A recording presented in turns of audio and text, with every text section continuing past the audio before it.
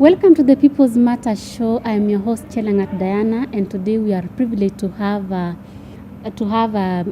Langat, who is going to introduce herself. Welcome. Thank you very much. Thank you, Diana. I am Dina Lagat, a counselor from Hillbrow Counseling Center. Hillbrow Counseling Center is here in Eldoret. It's situated in Kim's Plaza on the third floor, on the Elijah Cheruyot Street. I'm privileged to be in this session so that I can talk about substance abuse, which is rampant. It's not something new. Even a small child knows what substance is, because substance abuse today is an epidemic in Kenya. Well, it's a global issue. It's a problem in the entire world, especially because you realize that those who are engaged in this vice, they are not productive. They are like students, of course. It has substance abuse has even entered into institutions of learning, and you realize students engage in it so much such that they are not even pursuing their education. Yeah, they're expelled from school. They cannot do their work properly. They are not participating in school activities. They engage in drugs. So drugs, of course, they are the illegal drugs and they are also the legal drugs. Drugs can be available in hospitals, and those are the prescribed drugs, and it's not permitted for anyone to use. But then there are also drugs that can be accessed by someone who wants to engage in drugs, like heroin, like cocaine, and alcohol. They are available in the market. Yeah, although they are prohibited, but they are available and people can access them. So drugs are, there are so many types of drugs. There's alcohol, of course, which is taken by the majority of the people. Like in Kenya, it's about 40% people who take alcohol, and also the other drugs, like as I said, they are prescribed drugs, and they are drugs which are in the market. They are drugs that are used for treatment. Like if someone has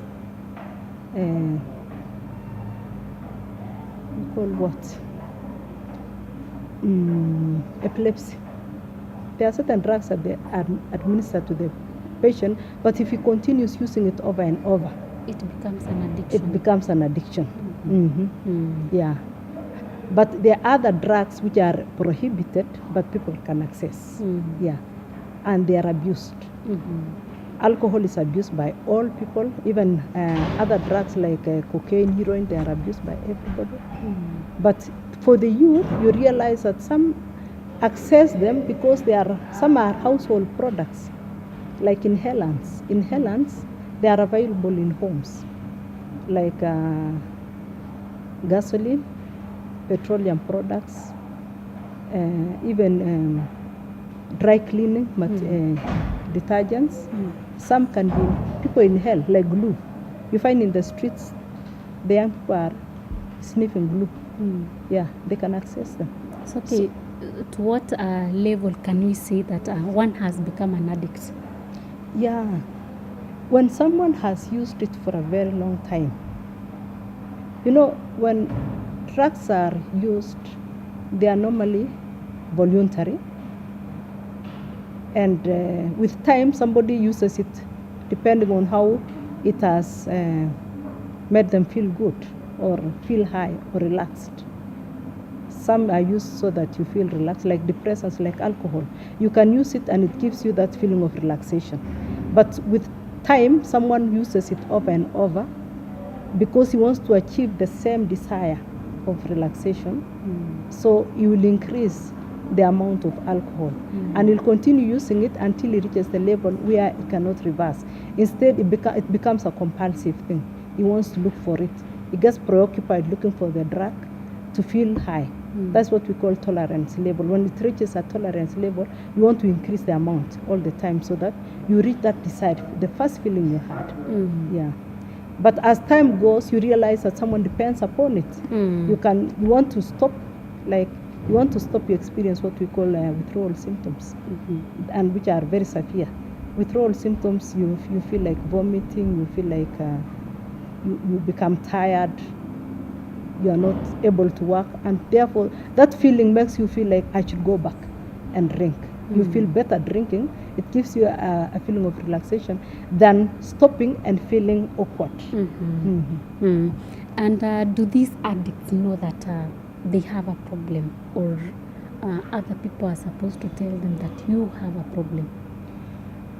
Well, from this perspective of the person himself, the individual who is taking alcohol, he may not realize he's an addict. In most of the time, they will even deny that they are drinking excess, or they have gone beyond.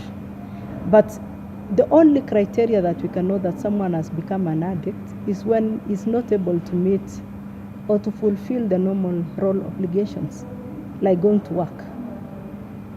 If someone skips going to work and he has no reason why he's not going to work, it's because he has been taking a lot of alcohol, he's intoxicated, and he's not able to perform very well.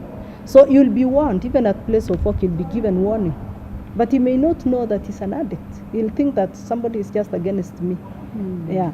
But otherwise, the person may not realize it's an addict. He will think that he's just drinking, socializing with friends to drink. But otherwise, when the person reaches a level where he's not able to provide for the family, which is a father, or a student who is not able to go to school, or is been expelled or suspended from school, then that is a level he has reached where we can categorize as an addict. Okay, and now talking of drug addiction, so what specifically makes these people abuse drugs? Is it that the availability of these drugs, or the bad choices that they make? Surely there are so many factors that cause someone to engage in substance abuse. Like you said, availability. Our environment is such that some drugs are available, and you find especially the youth. For example, the example I was giving of the household products, it's available. In fact, the children experiment on them because they are available. They are in the homes. The glue, the even nail polish remover. When it's inhaled, it changes the functioning of the brain. And someone like the children who use it, they feel like feeling high, and they want to retain that feeling. So it's the availability. At the same time, you may realize that it is because others, it's genetic. There are genetic factors associated with it. There are certain families where alcohol is part of their lives. They drink, and if you trace, you will find it was with their grandparents, with their parents, and even to the siblings drink. You take a history of a family, you realize in that family there are so many people who are drinking. So it can be genetic. There are other factors like peer pressure. Like students, of course, you'll realize that they engage in that because they want to be to feel accepted, to be socially accepted, to fit in into the society or the group. Yeah. So some even engage in drugs because they want to fit in. They don't want to be isolated. And the other factors such as, of course, the genetic, and also the esteem issues also. I think maybe we can say that self-esteem maybe can also contribute, but how? Yeah, if someone is stressed, maybe at place of work is not happy. Some feel like maybe if I can take a bottle of alcohol, I'll feel calm.